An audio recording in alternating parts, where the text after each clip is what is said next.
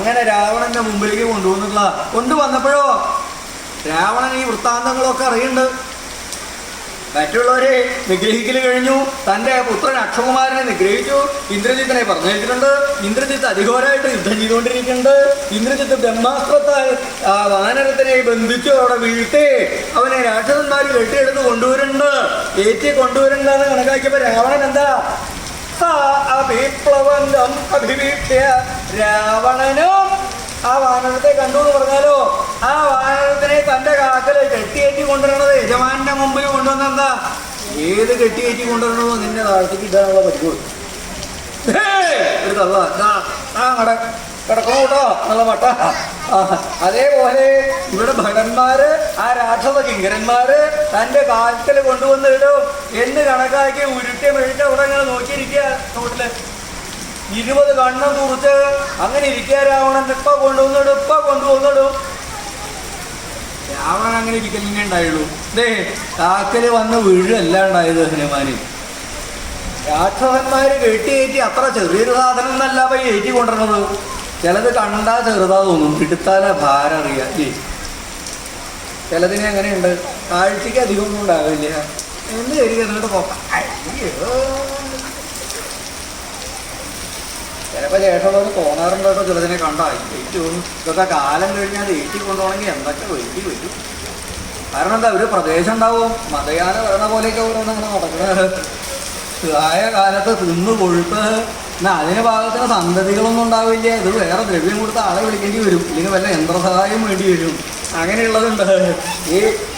അപ്പോൾ ഹനുമാൻ നല്ല ഭാരമുണ്ട്. ഇത് മാത്രമല്ല ഹനുമാന്റെ പരാക്രമം അനുഭവിച്ചിട്ടുള്ളതായി രാക്ഷസന്മാര് ഒരു കണ്ടു തന്നവരാ പലരും.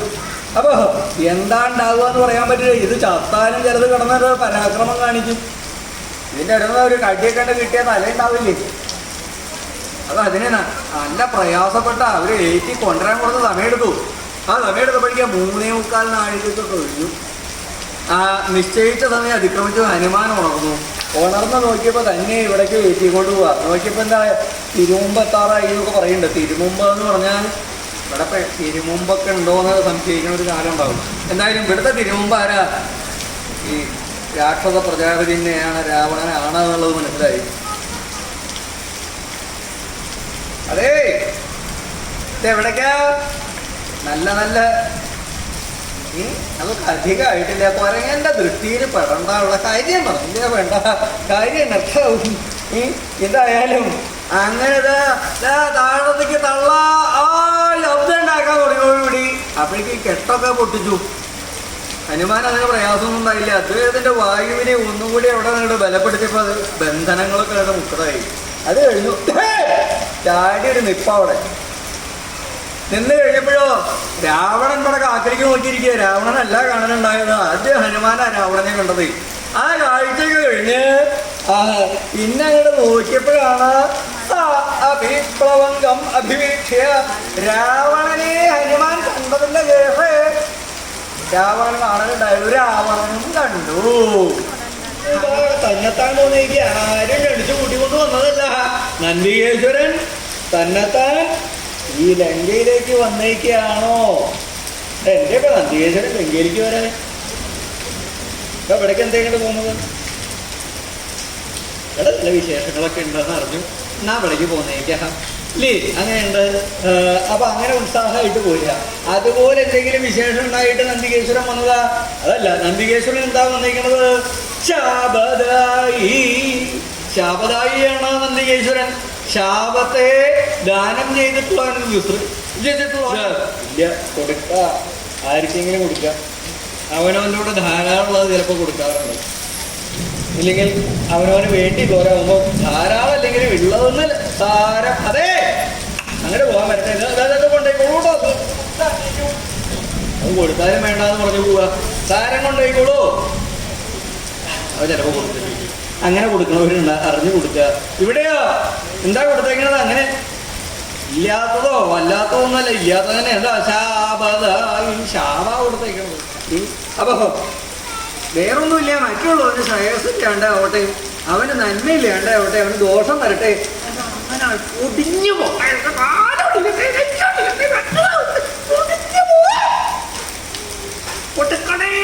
അടിക്കണ അടി അവനവനാ കിട്ടണത് കേട്ടോ. കാരണം എന്താ ഉള്ള വായു മുഴുവൻ കൊടുക്കുന്ന നെഞ്ചത്തൊരു അടിയാണ്.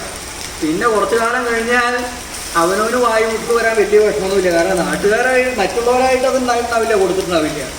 ഇതോ അവനവൻ്റെ പ്രഹരം തന്നെ അങ്ങോട്ട് അങ്ങനെ അടിയാണ്. ഈ അടിക്കണ അടി തൽക്കാലം മറ്റുള്ളവർക്ക് കിട്ടും, പക്ഷെ ഇടയ്ക്കിടയ്ക്ക് അടിച്ചിട്ട് കാര്യമൊന്നുമില്ല.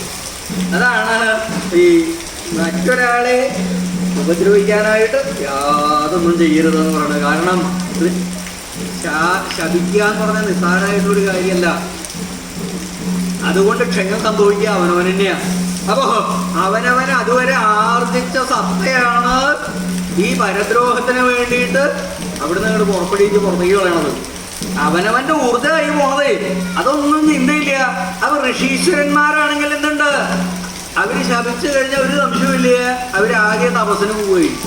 ഇവിടെ ഉള്ളവരോ ഒരു തവണ കൊടുക്കാൻ മാത്രമല്ല പിന്നെയും കൊടുക്കും, പിന്നെയും. അതുകൊണ്ട് തന്നെയാണ് അധികം ആണ്ടത്താണ്ട് തീരണത് പലതും. അങ്ങോട്ട് മൂപ്പത്താണ്ട് ചിലത് ഇങ്ങോട്ട് ഉണങ്ങാന്ന് കേട്ടിട്ടില്ലേ, അതേപോലെയാ. കാരണം എന്താ, ഉള്ളതൊക്കെ വ്യയം ചെയ്യലുള്ളൂ, ഒന്നും ആർജിക്കലില്ല. മറ്റുള്ളവരെ ദ്രോഹിക്കല് മാത്രമേ ഉള്ളൂ, അവനവന്റെ മനസ്സുകൊണ്ടായിട്ടായാലും അങ്ങനെയായിട്ട്. അപ്പൊ ഇതത് അപ്പൊ അങ്ങനെ ശപിച്ചു കഴിഞ്ഞാൽ എന്നുണ്ട് അത് ഫലിക്കണം. ഫലിക്കാത്ത കാര്യം ശപിച്ചിട്ട് കാര്യമില്ല. അപ്പൊ ഒരു തവണ ശപിച്ചാൽ മതി, തുറുപുറാന്ന് പറയേണ്ട കാര്യമില്ല. അങ്ങനെ ശപിച്ചാൽ ഫലിച്ചില്ലെങ്കിലോ പിന്നെ ശാപത്തിന് വിലയില്ല. അപ്പൊ നന്ദീശ്വര ശാപദായി സ്വയം ഉപാഗത, ശാപദായി ആയിരിക്കുന്ന നന്ദീശ്വരൻ ഇവിടെ തന്നെത്താൻ വന്നിരിക്കുക. ഇതിപ്പോ തന്നെത്താൻ പോകുന്നതല്ല, ഏറ്റിട്ട് പോന്നിരിക്കുന്നതാണ്. ഇങ്ങനെയാ പറ്റില്ല എന്ന് കരുതിയിട്ട് തന്നെയാ. കുറെ കാലം കഴിഞ്ഞു ശപിച്ചിട്ട്. ആ ശപിച്ച് അനവധി കാലം കഴിഞ്ഞിട്ട് അതിനൊരു ഫലമില്ല. രാവണനെ ശപിച്ചിട്ടുണ്ടെന്നാ പറഞ്ഞത്. അപ്പൊ ശപിച്ചു കഴിഞ്ഞിട്ട് രാവണൻ ഒരു കുലുപ്പമില്ല. നമ്മളും ഉണ്ട് അല്ലേ, പലതരത്തിലുള്ള പ്രാർത്ഥനകളുണ്ടാവും. അങ്ങനെയാവട്ടെ ഇങ്ങനെയാവട്ടെ. എന്നിട്ട് ഇടയ്ക്ക് കുറച്ച് ദിവസം കഴിഞ്ഞു അതിനൊരു എന്തൊക്കെയായിട്ട് അതിനൊരു ഓജസ്സിനൊരു കുറവില്ല കേട്ടോ. എന്താ അതിന്റെ പ്രതാപം, ഭഗവാനേ ദേവിയേ, ഓ ഇങ്ങനെയാക്കി അവന്റെ ധിക്കാരം എന്റെ മുമ്പ് കൂടെ ഇല്ലെങ്കിൽ അവളിങ്ങനെ പോണ പോക്ക് കണ്ടില്ലേ, അവൾക്ക് ഒരു കുറവുള്ള ശേഷമാണല്ലോ എന്നൊക്കെ ഇങ്ങനെ ദണ്ണപ്പെടുന്നത് വേറൊന്നുമല്ല, ഫലിച്ചിട്ടില്ല. അവ ഫലിപ്പിക്കാനായിട്ട് എന്തുണ്ട്, സ്വയം ഉപാഗത. അവനവന്റെ ശാപം കൊണ്ടായിട്ടില്ലെങ്കിൽ എന്നാ ഞാൻ തന്നെ നേരെയാക്കിയിരിക്കാം എന്ന് കരുതിയിട്ട് എന്തെങ്കിലും ഒരു ദോഷം വരുത്തണമല്ലോ. രാവണനാണെങ്കിൽ ഐശ്വര്യം ക്രമാതീതമായിട്ട് വർദ്ധിച്ചു വരിക. അപ്പൊ അതിനെ ക്ഷയിപ്പിക്കാനായിട്ട് നന്ദീശ്വരൻ തന്നെത്താൻ പുറപ്പെട്ടതാണോ ഇത്യമം.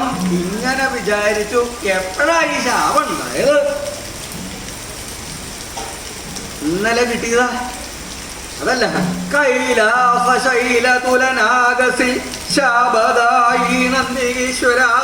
കൈലാസ ശൈല തുലനത്തിങ്കൽ ശാപദായിയാകുന്നത് നന്ദികേശ്വരൻ.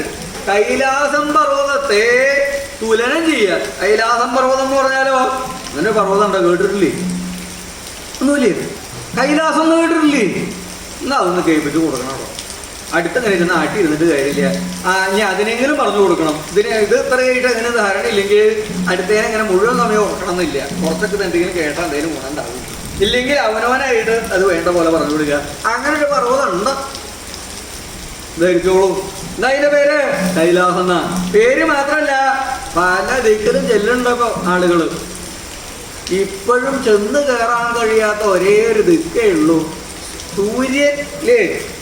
ആദിത്യനെ, സൂര്യനെ. ആ സൂര്യനിലേക്ക് പോവാൻ പുറപ്പെട്ടേക്കപ്പോ ചന്ദ്രനില് പോയി, ചൊവ്വയില് പോയി, സകല ഗ്രഹങ്ങളിൽ ദോഷിക്കല് കഴിഞ്ഞിട്ടുണ്ട്. ഈ 2 കാലം കൂടെ ചെന്ന് വെച്ചാൽ കഴിഞ്ഞു. പിന്നെ അവിടെ ചിലത് കാല് വെച്ചാൽ മുടിയാന്ന് കേട്ടുണ്ടോ? എവിടേക്കാ അത് മുടിപ്പിക്കാനുള്ള പോക്കന്നെ ഓടിയിട്ടാ പോണത് മഹാഭാവി. അപ്പൊ ഇനിയിപ്പോ എവിടേക്കാ? കൈലാസത്തിലേക്ക് മാത്രം ശ്രമമൊക്കെ നടക്കുന്നുണ്ട്. അങ്ങോട്ട് പോയത് പലതിനെയും കാണാനില്ലാന്നും കേട്ടിട്ടുണ്ട്. ആ അറ്റത്തേക്ക് എത്തണില്ല. അവിടെ എത്തിയെന്ന് ഇരിച്ച് അങ്ങോട്ട് നോക്കുമ്പോ പിന്നിയത് അപ്പുറത്തേക്ക് കാണാതെ. കാരണം അടുത്തല്ല, അത്രമാത്രം ദൂരത്തേക്കാണ് ആ പിന്നിയത്. അപ്പൊ കൈലാസത്തിലേക്ക് പോയി, കൈലാസത്ത് പോയിട്ട് വരിക എന്ന് പറയണവരൊക്കെ ഉണ്ടാവട്ടോ. കൈലാസത്തിലൊന്നും ചെന്നിട്ടില്ല. അതിന്റെ സമീപപ്രദേശത്ത് അവിടെ എവിടെയോ പോയിട്ട് ചിലരുണ്ടല്ലോ പഠിക്കല് ചെന്ന് തിരിച്ചു പോകുന്നത്. പടി വരെ എത്തിയില്ല എന്നാ കേൾക്കണത്. അതായത് അവിടെ ചെന്നാൽ അത് വിദൂരതയിൽ പിന്നെ ഇങ്ങനെ നിൽക്കാൻ എന്തായിട്ട് അപ്പൊ അവിടേക്ക് എന്നാ അങ്ങനെ ഒരു പർവ്വതമുണ്ട്, കൈലാസം പർവ്വതം. ആ കൈലാസ പർവ്വതത്തെ എന്തുണ്ടായിട്ടുണ്ട്? തൂക്കി. ഇതൊരു പർവ്വതം തന്നെയാണ്. ശിഖരങ്ങളിൽ നിന്ന് അങ്ങോട്ടും ഇങ്ങോട്ടൊക്കെ തൂർത്ത് ചില ഗർത്തങ്ങളൊക്കെ ആയിട്ട് അങ്ങനെയുള്ള. അപ്പൊ അതിനെ തുലനം ചെയ്ത് നോക്കിയിട്ടുണ്ട്. തുലനം ചെയ്യാന്ന് പറഞ്ഞാലോ തൂക്കി നോക്കുക.